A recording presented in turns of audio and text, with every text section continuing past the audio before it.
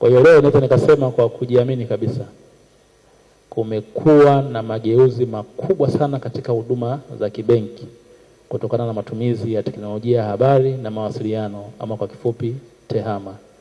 Na ninawapongeza kwa dhati mabenki yote, na kipekee nawapongeza sana watu wa CRDB kwa uwekezaji mliofanya. Hongereni sana.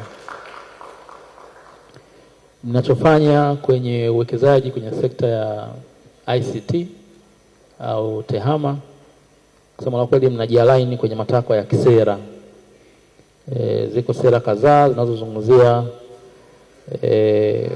mahitaji ya nchi kuwekeza kwenye teknolojia ya habari na mawasiliano.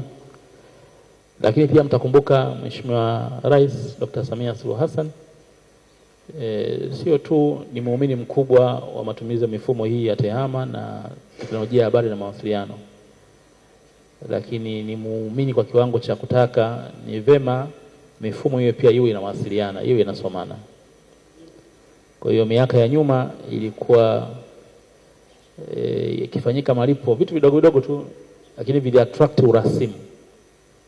Inafanya malipo ya hundi kwenye taasisi fulani, alafu kuna withholding tax ya kulipa, lakini ulikuwa lazimika uandike hundi ya malipo yako, alafu uandike hundi ya pili ya withholding tax.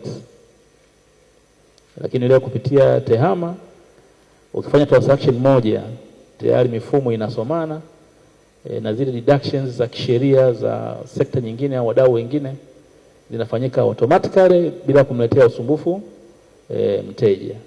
Kwa hiyo hizo kodi za withholdings, transaction, vitu gani, mwisho wa siku unapata kile chako pasi na kuwa na usumbufu. Similarly kwenye VAT, wakati huo ilikuwa lazima mtu unaambia kuna return za kufanya, sio uandike kitu gani ulipe VAT.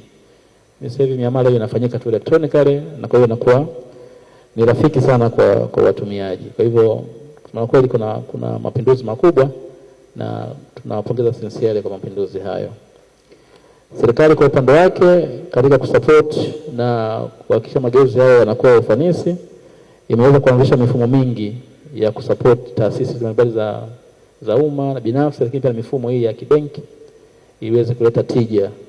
Mnafahamu uwepo wa the Government Electronic Payment Gateway GEPG, lakini pia mnafahamu uwepo wa MUSE maarufu sana, Unified Social Economic Model, lakini pia na TAUSI, Tanzania Automated Information Systems,